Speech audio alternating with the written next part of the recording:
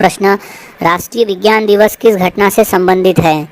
तो वो संबंधित है रमन प्रभाव की खोज से संबंधित है राष्ट्रीय विज्ञान दिवस। और इसके लिए सर सीवी रमन को भौतिकी के क्षेत्र में नोबेल पुरस्कार भी मिला था सन 1930 में। याद में से रख लेना है। अब अगला प्रश्न है कि राष्ट्रीय विज्ञान दिवस कब मनाया जाता है? तो वो हम हर साल 28 फरवरी के दिन मनाते हैं। राष्ट्रीय विज्ञान दिवस जो है वो हर साल हम 28 फरवरी को मनाते हैं। अब अगला प्रश्न है कि अंतर्राष्ट्रीय श्रमिक दिवस यानी विश्व मजदूर दिवस कब मनाया जाता है? तो इसका सही जवाब है 1 मई के दिन हम हर साल अंतर्राष्ट्रीय मजदूर दिवस के रूप में मनाते हैं। और 1 मई को हम महाराष्ट्र दिवस के रूप में भी मनाते हैं। अगला प्रश्न है कि विश्व जल दिवस कब मनाया जाता है? तो वो हम हर साल 22 मार्च को मनाते हैं। विश्व जल दिवस हम हर साल 22 मार्च के दिन मनाते हैं। अगला प्रश्न है विश्व स्वास्थ्य संगठन यानी WHO की स्थापना दिवस कब मनाया जाता है? तो सही जवाब है 7 अप्रैल को मनाते हम विश्व स्वास्थ्य संगठन की स्थापना दिवस। और इस दिन विश्व स्वास्थ्य दिवस भी मनाया जाता है 7 अप्रैल को। अगला प्रश्न है कि विश्व स्वास्थ्य दिवस कब मनाया जाता है? तो इसका सही जवाब है 7 अप्रैल के दिन हम हर साल विश्व स्वास्थ्य दिवस के रूप में हर साल मनाते हैं। अब अगला प्रश्न है कि अंतर्राष्ट्रीय मातृभाषा दिवस कब मनाया जाता है? तो इसका सही जवाब है 21 फरवरी के दिन हम हर साल अंतर्राष्ट्रीय मातृभाषा दिवस के रूप में मनाते हैं। अगला प्रश्न है अंतर्राष्ट्रीय साक्षरता दिवस कब मनाया जाता है? तो वो हम मनाते हैं 8 सितंबर को अंतर्राष्ट्रीय साक्षरता दिवस के रूप में। अगला प्रश्न है कि भारतीय अंतरिक्ष अनुसंधान संगठन इसरो का मुख्यालय कहाँ है? तो वो बेंगलुरु में स्थित है। भारतीय अंतरिक्ष अनुसंधान संगठन का जो मुख्यालय है वो बेंगलुरु में है। इसरो यानी इंडियन स्पेस रिसर्च ऑर्गेनाइजेशन। अगला प्रश्न है कि भारतीय कृषि अनुसंधान परिषद का मुख्यालय कहाँ है? तो वो स्थित है दिल्ली में। भारतीय कृषि अनुसंधान परिषद का जो मुख्यालय है वो दिल्ली में स्थित मुख्यालय है। अगला प्रश्न है भारतीय वायु सेना की स्थापना कब हुई थी? ये को मोस्ट इम्पॉर्टेंट है, इसे अच्छी तरह से याद में रख लेना है। सो इसका सही जवाब हो जाएगा 8 अक्टूबर 1932 को हुई थी इंडियन एयर फोर्स की स्थापना यानी भारतीय वायु सेना की स्थापना। याद में रख लेना है। अगला प्रश्न है कि भारतीय सेना यानी इंडियन आर्मी का मुख्यालय कहाँ है? तो वो नई दिल्ली में स्थित है। भारतीय सेना यानी इंडियन आर्मी का जो मुख्यालय है वो है नई दिल्ली में। अगला प्रश्न है कि भारतीय विज्ञान कांग्रेस का मुख्य उद्देश्य क्या है? तो उनका मुख्य उद्देश्य है विज्ञान और प्रौद्योगिकी के क्षेत्र में अनुसंधान और विकास है भारतीय विज्ञान कांग्रेस का मुख्य उद्देश्य। अगला प्रश्न है कि भारतीय नौसेना का मुख्यालय कहाँ है? तो इसका सही जवाब हो जाएगा वो है मुंबई में। भारतीय नौसेना का जो मुख्यालय है वो मुंबई में स्थित मुख्यालय है। अगला प्रश्न है कि अंतर्राष्ट्रीय मुद्रा कोष का मुख्यालय कहाँ है? तो इसका सही जवाब हो जाएगा वॉशिंगटन DC में। अंतर्राष्ट्रीय मुद्रा कोष का जो मुख्यालय है वो है वॉशिंगटन DC में। अब अगला प्रश्न है कि अंतर्राष्ट्रीय मुद्रा कोष की स्थापना कब हुई? तो वो हुई थी 1944 में। अंतर्राष्ट्रीय मुद्रा कोष की जो स्थापना है वो 1944 में हुई थी। अब अगला प्रश्न है कि यूनेस्को का मुख्यालय कहाँ है? तो इसका सही जवाब है पेरिस में है। यूनेस्को का जो मुख्यालय है वो पेरिस शहर में स्थित है। अगला प्रश्न है कि WTO का मुख्यालय कहाँ है? तो वह है जिनेवा शहर में। WTO का मुख्यालय स्थित है जिनेवा शहर में। अगला प्रश्न है WTO का पूरा नाम क्या है? तो वो है World Trade Organization. World Trade Organization यानी विश्व व्यापार संगठन। अगला प्रश्न है ILO का मुख्य उद्देश्य क्या है? तो उसका मुख्य उद्देश्य श्रमिकों के अधिकार व रोजगार। श्रमिकों के अधिकार व रोजगार है ILO का मुख्य उद्देश्य यानी इंटरनेशनल लेबर ऑर्गेनाइजेशन। अगला प्रश्न है सांगीतिक नृत्य और कथावाचक का मिश्रण किस नृत्य में देखा जाता है? तो वो देखा जाता है कथकली में। याद में रख लेना है। कथकली जो है वो केरल राज्य का प्रसिद्ध नृत्य है। अब अगला प्रश्न है कि ओडिसी नृत्य का मूल स्थल कौन सा है? तो वो है उड़ीसा। ओडिसी नृत्य का जो मूल स्थल है वो है ओडिशा। अगला प्रश्न है भारत में मुख्य शास्त्रीय नृत्य कितने हैं? तो वो है 6। भारत में मुख्य शास्त्रीय नृत्य है टोटल 6 नृत्य। अगला प्रश्न है कि भरतनाट्यम का प्रसिद्ध अंग कौन सा है? तो वो है त्रिभंग मुद्रा। भरतनाट्यम का प्रसिद्ध अंग है त्रिभंग मुद्रा। अब अगला प्रश्न है कि कुचिपुड़ी में मुखपट और नृत्य का समन्वय किस रूप में होता है? तो वो नाट्य रूप में होता है। कुचिपुड़ी में मुखपट और नृत्य का समन्वय जो है वो नाट्य रूप में होता है। इम्पोर्टेंट प्रश्न है ये। सब नेक्स्ट क्वेश्चन है कथकली नृत्य की मुख्य विशेषता क्या है? तो इसका सही जवाब है मुखानिभय और रंगमंचीय प्रस्तुति। कथकली नृत्य की जो मुख्य विशेषता है वो मुखाभिनय और रंगमंचीय प्रस्तुति है। अगला प्रश्न है कि नवरात्रि किस देवी के लिए मनाई जाती है? तो है देवी दुर्गा के लिए। नवरात्रि जो है वो देवी दुर्गा के लिए मनाई जाती है। अगला प्रश्न है कि ईद अल फितर किस धर्म का त्यौहार है? तो वो मुस्लिम धर्म का त्यौहार है। याद में रखना है, ईद अल फितर जो है वो मुस्लिम धर्म का त्यौहार है। अगला प्रश्न है क्रिसमस किसके जन्मदिन के अवसर पर मनाया जाता है? तो सही जवाब है यीशु मसीहा के जन्म पर। क्रिसमस जो है वो यीशु मसीहा के जन्म के अवसर पर मनाया जाने वाला एक ईसाई धर्म से संबंधित त्यौहार है। अगला प्रश्न है कि गुरु पर्व किसका त्यौहार है? तो है सिख धर्म का। गुरु पर्व जो है वो सिख धर्म से संबंधित त्यौहार है। अगला प्रश्न है लोहरी किस राज्य का प्रसिद्ध पर्व है? तो इसका सही जवाब हो जाएगा पंजाब राज्य का। लोहरी जो है वो पंजाब राज्य का प्रसिद्ध पर्व है लोहरी। अगला प्रश्न पोंगल किस राज्य का मुख्य त्यौहार है? तो सही जवाब है तमिलनाडु का। पोंगल जो है वो तमिलनाडु राज्य का एक मुख्य त्यौहार है। अगला प्रश्न है सितार किस संगीत में प्रयोग होने वाला वाद्य यंत्र है? तो इसका सही जवाब है हिंदुस्तानी। सितार जो है वो हिंदुस्तानी संगीत में प्रयोग होने वाला प्रमुख वाद्य यंत्र है। अगला प्रश्न है कि वीण किस संगीत का प्रमुख वाद्य है? तो वह है कर्नाटक संगीत का प्रमुख वाद्य है वीण। अगला प्रश्न भारत में भक्ति संगीत का प्रमुख स्वरूप कौन सा है?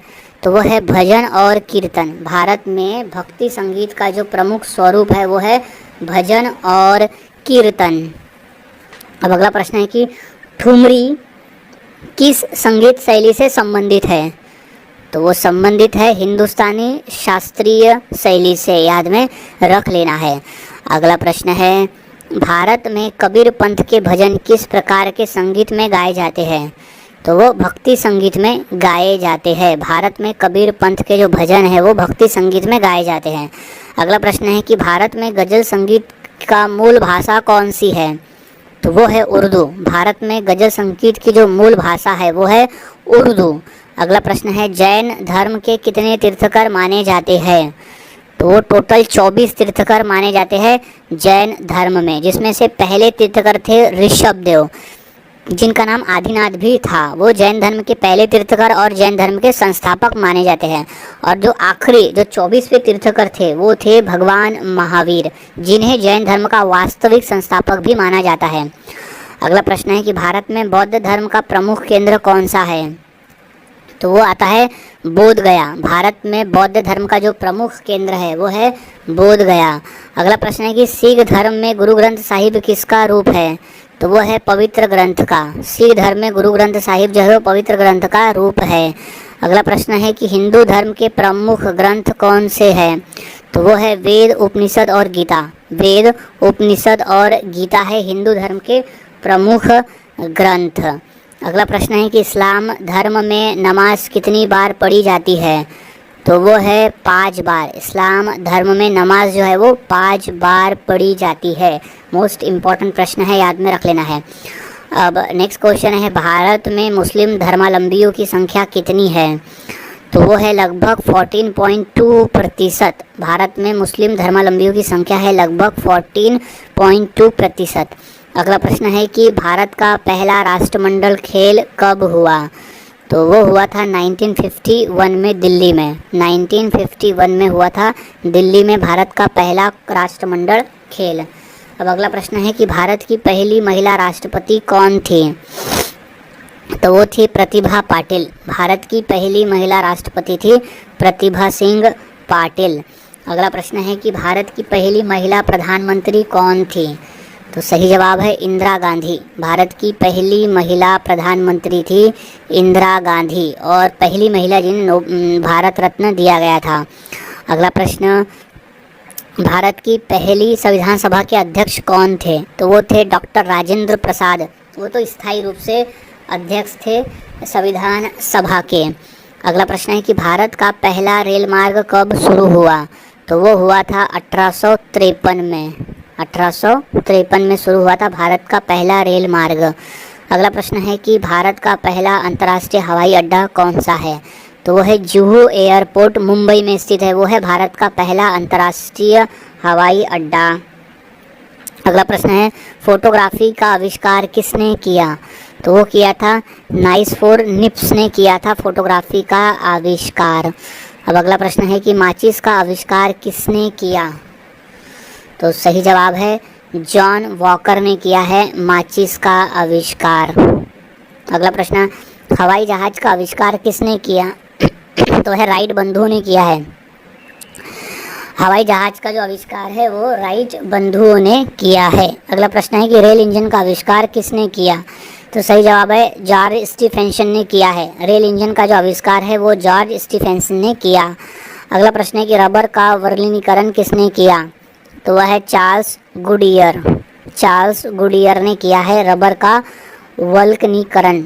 अगला प्रश्न है कि पनडुब्बी का आविष्कार किसने किया? तो सही जवाब है कॉर्नेलियस डेब्रेल ने किया है पनडुब्बी का आविष्कार। अब अगला प्रश्न है कि USB का फुल फॉर्म क्या है? तो वो है यूनिवर्सल सीरियल बस है USB का फुल फॉर्म। अगला प्रश्न है कि LED का फुल फॉर्म क्या है?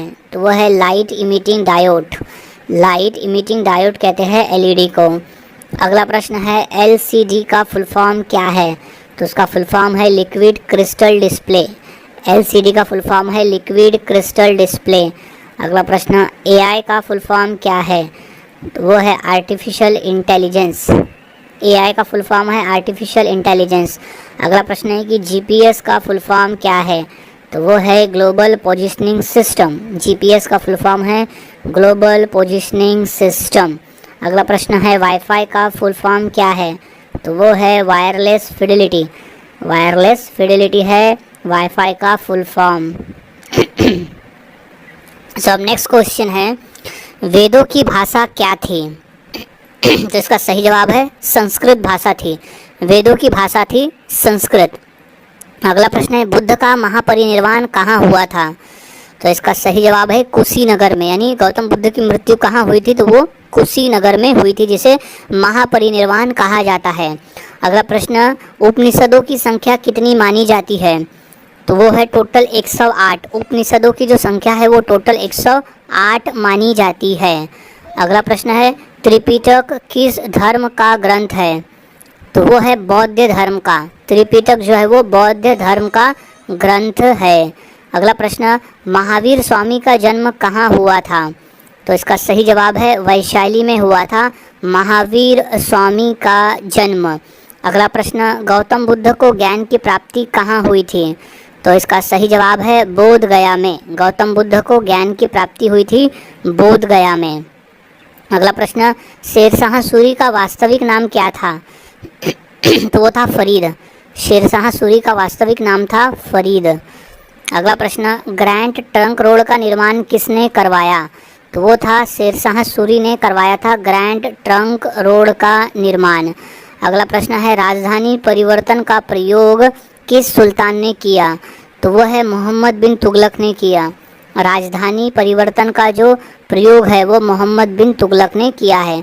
अगला प्रश्न है, भूमि माप प्रणाली किसने शुरू की? तो वो है शेरशाह सूरी ने शुरू की थी भूमि माप प्रणाली। अगला प्रश्न है, तुगलक वंश का संस्थापक कौन था? तो इसका सही जवाब है गयासुद्दीन तुगलक। तुगलक वंश का संस्थापक था गयासुद्दीन तुगलक। अगला प्रश्न है तांबे की मुद्रा चलाने का प्रयास किसने किया? तो वो मोहम्मद बिन तुगलक ने किया था तांबे की मुद्रा चलाने का प्रयास। अगला प्रश्न है बक्सर का युद्ध कब हुआ? तो वो हुआ था 1764 में। बक्सर का युद्ध हुआ 1764 में। अगला प्रश्न बक्सर के युद्ध में अंग्रेजों के विरुद्ध कौन थे?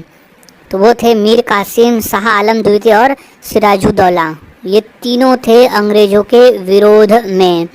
अगला प्रश्न इलाहाबाद की संधि कब हुई? तो वो हुई थी 1765 में हुई इलाहाबाद की संधि। अगला प्रश्न स्थायी बंदोबस्त किसने लागू किया? तो सही जवाब है लॉर्ड कॉर्नवालिस ने स्थापित किया था, स्थायी बंदोबस्त लागू किया था।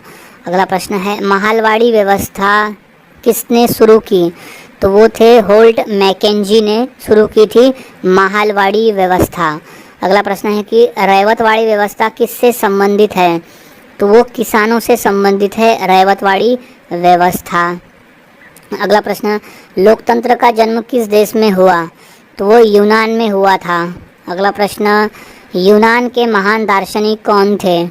तो वो थे प्लूटो, अरस्तु और सुकरात, ये तीनों थे। तो ऑप्शन नंबर डी हो जाएगा कि उपरोक्त सभी। अगला प्रश्न है रोमन सभ्यता की भाषा क्या थी? तो वो थी लैटिन भाषा। रोमन सभ्यता की जो भाषा थी वो थी लैटिन भाषा। अगला प्रश्न है कि जूलियस सीजर किस सभ्यता से संबंधित थे? तो वो रोम से संबंधित थे। जूलियस सीजर जो थे वो रोम सभ्यता से संबंधित थे। अगला प्रश्न है मध्यकालीन यूरोप में सामंतवाद को क्या कहा जाता है? तो वो फ्यूडलिज्म कहा जाता है। फ्यूडलिज्म कहा जाता है मध्यकालीन यूरोप में सामंतवाद को। अगला प्रश्न है कि क्रूसेड्स किससे संबंधित थे? तो वो धर्म युद्ध से संबंधित है क्रूसेड्स। अगला प्रश्न है कि समानता का अधिकार किस अनुच्छेद से संबंधित है? तो वो अनुच्छेद 14 और 18 से संबंधित है समानता का अधिकार। सो गाइज आज के वीडियो में हमने 150 क्वेश्चंस की प्रैक्टिस की जो काफ़ी इंपॉर्टेंट है पेपर के पॉइंट ऑफ व्यू। तो यहाँ सभी क्वेश्चन के आंसर को अच्छी तरह से याद में रख लेना है क्योंकि सभी क्वेश्चन पेपर में पूछे जा चुके हैं। सो मिलता हूँ ऐसे ही और नए जीके क्वेश्चंस के साथ अगली वीडियो में। तब तक के लिए चैनल के साथ बने रहे, वीडियोज़ को देखते रहे और इसी तरह से रोज़ाना जीके की प्रैक्टिस करते रहे।